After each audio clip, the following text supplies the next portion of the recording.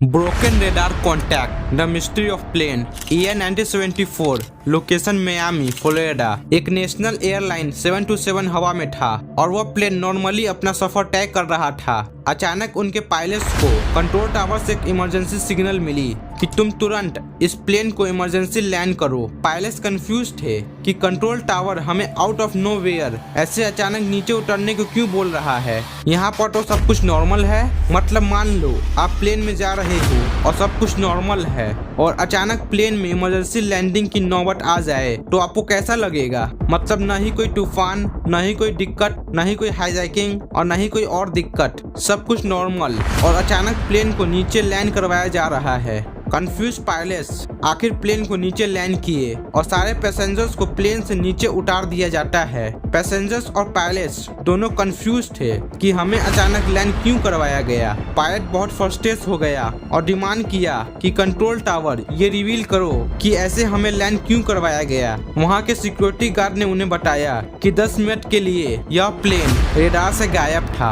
आपको तो पता ही होगा जो प्लेन आते जाते हैं सब रेडार पर कंट्रोल टावर के लोग देखते हैं, तो उसी रेडार की स्क्रीन से यह प्लेन गायब हो गया था। बाकी प्लेन्स नॉर्मल थे पर यह प्लेन गायब हो गया था। पर पायलट्स के देखने से तो सब कुछ नॉर्मल था। फिर पायलट को कहा गया कि तुम्हारी घड़ी और प्लेन की कॉकपिट की घड़ी में टाइम क्या हो रहा है, जरा देखना। ये पता चला कि पायलट की घड़ी, प्लेन की कॉकपिट की घड़ी और सारे पैसेंजर्स की घड़ी में 9:20 हो रहा था, पर एक्चुअली में समय 9:30 हो रहा था। एयरपोर्ट की टाइम और एयरपोर्ट पर मौजूद जितने भी घड़ी को देखे उससे यही पता चला कि एक्चुअली में पूरी दुनिया के लिए 9:30 ही हो रहा था। प्लेन की टाइम और एयरपोर्ट की टाइम हमेशा सेम होती है, सेम रहती है, पर इस बार प्लेन 10 मिनट पीछे कैसे था।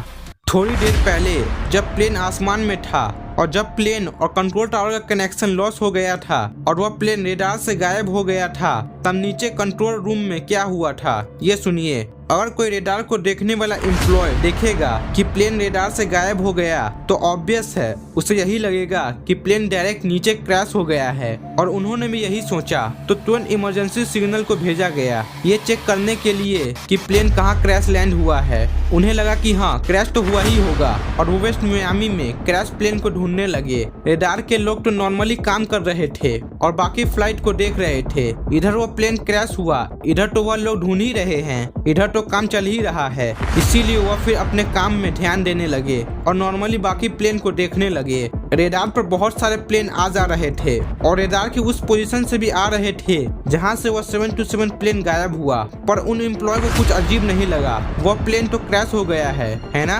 पर अचानक से उसी स्पॉट पर प्लेन 727 आ गया, वापस आ गया। जिस स्पॉट से यह प्लेन गायब हुआ था बिल्कुल इसी स्पॉट पर यह प्लेन वापस आ गया, जो कि बिल्कुल असंभव है। अगर ये प्लेन क्रैश नहीं हुआ और आगे भी बढ़ गई हो तो 10 मिनट में उसे उस पोजीशन से बहुत दूर होना चाहिए, पर 10 मिनट बाद बिल्कुल उसी स्पॉट पर वापस आना ये कुछ हजम नहीं हो रहा। पैसेंजर्स, पायलट और क्रू की नज़र से देखे तो उस 10 मिनट में कुछ अजीब नहीं हुआ उनके साथ और उन्होंने कुछ अनयूजुअल सा नोटिस नहीं किया था। अवेलेबल इंफॉर्मेशन के हिसाब से अभी तक तो कंक्लूजन है कि वह प्लेन 10 मिनट के लिए सिंपली एग्जिस्ट ही नहीं किया था। मतलब 10 मिनट तक वह प्लेन ही नहीं था, वह हमारी दुनिया से गायब हो गया था। नेशनल एयरलाइन 727 की यह मिस्ट्री आज तक कोई सॉल्व नहीं कर पाया। ये घटना कब हुई थी ये भी एक मिस्ट्री है। कोई कहता है 1969 में और कोई कहता है 1971 में, पर 2003 की एक किताब थ्रू टाइम ट्रेवल स्टोरी जिसे रिचर्ड गोलावेना ने लिखा था उनके हिसाब से 1924 में हुआ था। इस कहानी को 1991 की एक किताब